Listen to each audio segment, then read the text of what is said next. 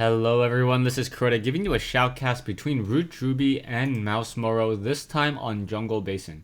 Drewbie spawning as the red Terran player on the north side of the map. Meanwhile, Morrow switching from Zerg and this time playing Terran over here on the south side of the map. So this will be a Terran mirror match here on Jungle Basin. Perhaps Morrow doesn't like Jungle Basin just because it's semi-difficult for a Zerg to really take up a third base. So if it does become a very large macro game, the Terran player is able to easily set up some siege tanks with some siege tanks with a planetary fortress, and then able to fend off any attack. So Morrow deciding to use Terran this time, and now getting that supply depot just a little bit ahead, perhaps 1 game second or so. Both sides deciding not to do a wall in this time as this game continues. Now, Terran versus Terran, I'm not exactly sure how this opening will work out. A lot of the times players can open up with 2 to 3 barracks, 2 with a tech lab and then 1 with a reactor, and then just try to dump out a lot of marauders in order to push and deal some damage. However, if your opponent does try to go for the 1-1-1 build and go for a barracks into a factory, into a starport, and you are not ready for cloaked banshees, you can quickly find yourself very far behind, as now Morrow moves out with this 1 SCV in order to do some scouting. And this game is underway. A little bit surprised that no one is deciding to scout out these locations here, and that is the primary location for proxy barracks and proxy gateways here on Jungle Basin. A very large, wide open space. You can get pylons here and then warp up into that location very easily, as well as now we see an SCV coming out from Drewbie, as well as we now see this 1 SCV coming up this ramp, and we'll be able to see a refinery is down, barracks is nearly completed. We should see an upgrade to an orbital command and also training up of Marine there. We do see this 1 SCV will be able to come up this ramp, and I believe the Marine should be out sometime after that SCV does head up that ramp. SCV does move a little bit faster than your typical Marine. So yeah, this SCV will be able to come up here, and now out pops this Marine. Will it be able to take down the scouting SCV is going to be the key question. Oh, simply bypassing that 1 SCV. SCV trying to micro as best as he can, trying to pull away. Will he be able to get that final shot off? No. 2 more shots in order to push that away, and nicely done. Morrow was able to move out with it, return his SCV while dealing some damage towards the retreating SCV, as well as we now see a a factory now coming into play from both sides. So pretty much mirrored builds exactly down to, well, I guess not anymore, as a Marine is no longer being trained by Morrow. Morrow trying to get a stronger economy at this stage in the game. You taking a look at the harvesters at both sides, sitting at 17 harvesters right now, and both of them, I guess, slowed down their production for just a little bit, as we now see a bunker being placed on this front door. We do have a refinery now being placed down by Morrow as well. We also have a refinery being placed down by Drewbie. So both sides may be trying to create more and more units. We also see a tech lab now being placed down here.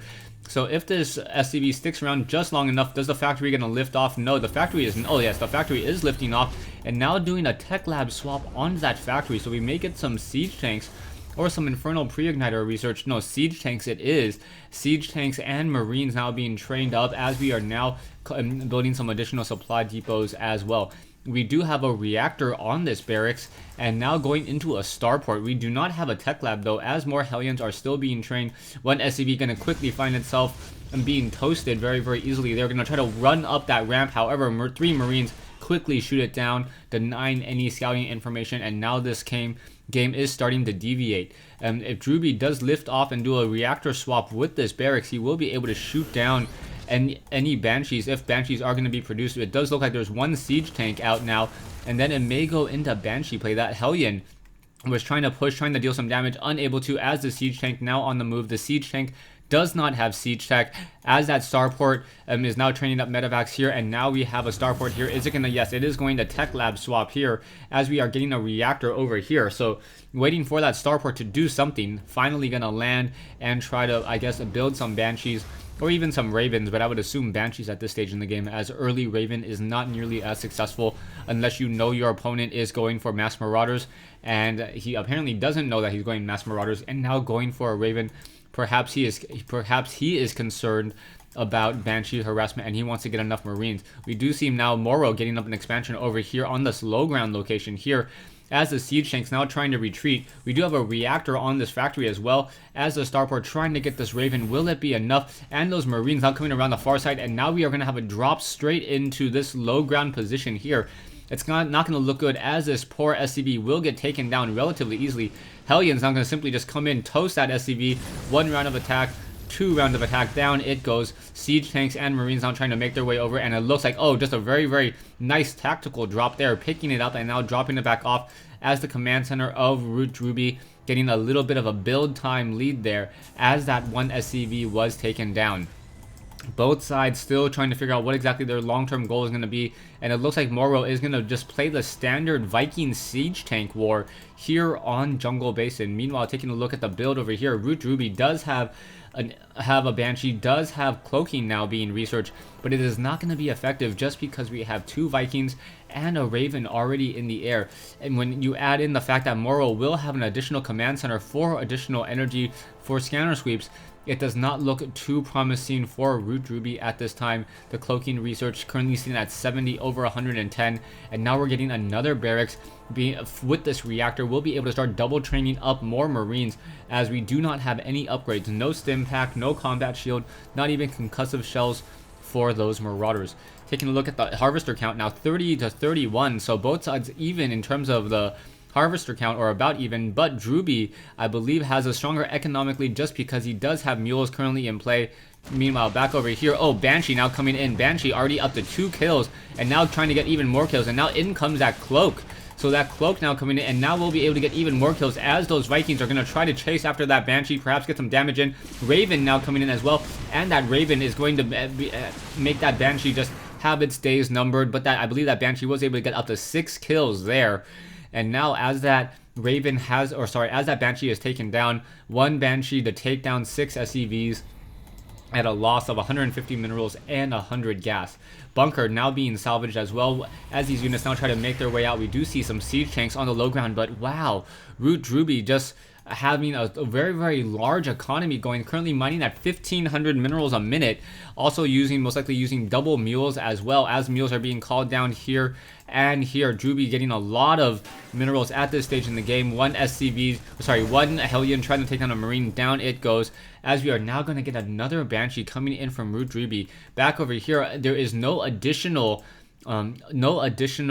missile turrets and no additional way to really detect that cloaked Banshee as it's going to come in, and this Banshee should be able to get a lot of kills in very, very easily as those Marines are going to finish off that one over here. But in comes the fight, and now Drewbie, oh, doesn't even get off 1 kill there, as we are now trying to train up more and more Vikings. Down over here, there are a couple mules in this location, and now the fight going on over here. So Vikings now trying to take down those medevacs. Medevacs quickly getting taken down. However, the sheer army of Drewbie just so large, able to finish off much of this. And now in comes some auto turrets. Auto turrets now being called in, as well as that Banshee is now currently cloaked, getting up to 4 kills, 5 kills. Needs to wait for a cloak and reveal, and there it goes. However, too late, as that 1 Banshee able to finish that off, and now there are siege tanks. Siege tanks now going to siege up on that high ground and perhaps trying to start blasting away. There is currently activating that 1 Zelnaga watchtower right there with some Marine help, and now in comes a Viking, but that Banshee already up to 14 kills, I believe, before it gets taken down, and now Morrow in serious trouble.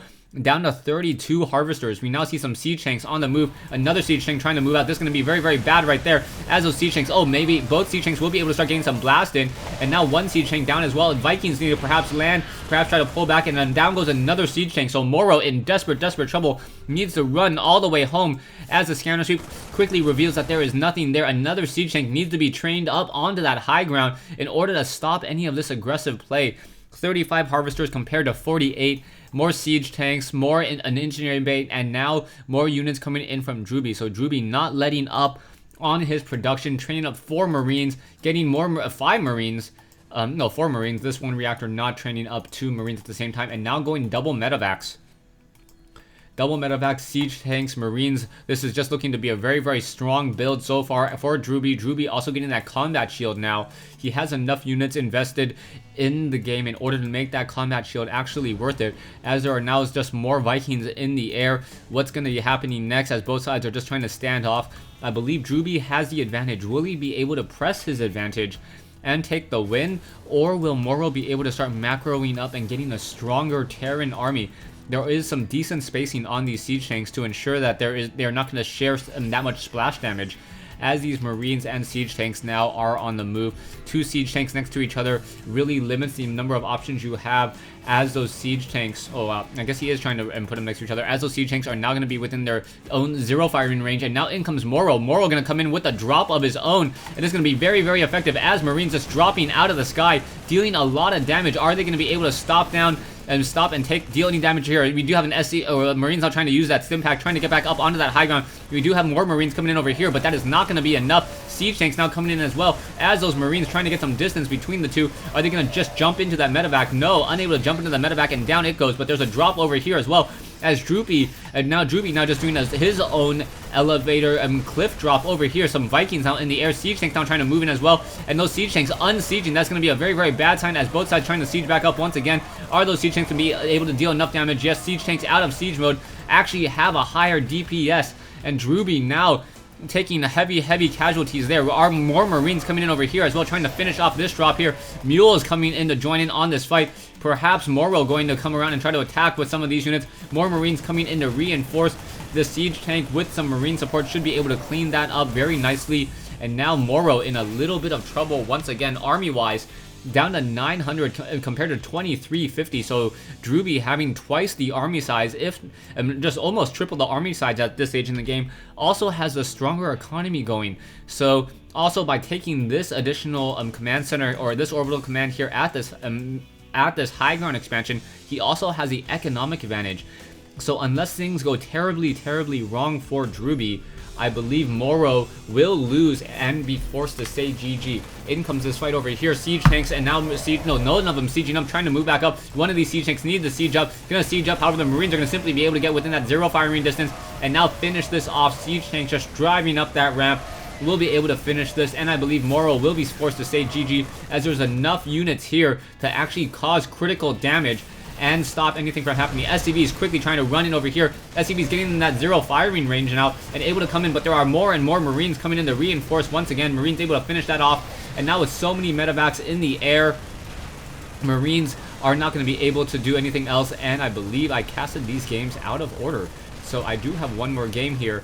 Thanks for watching. Thanks for listening. I guess I will have to rename this as the next game, and then cast another game on Blistering Sands.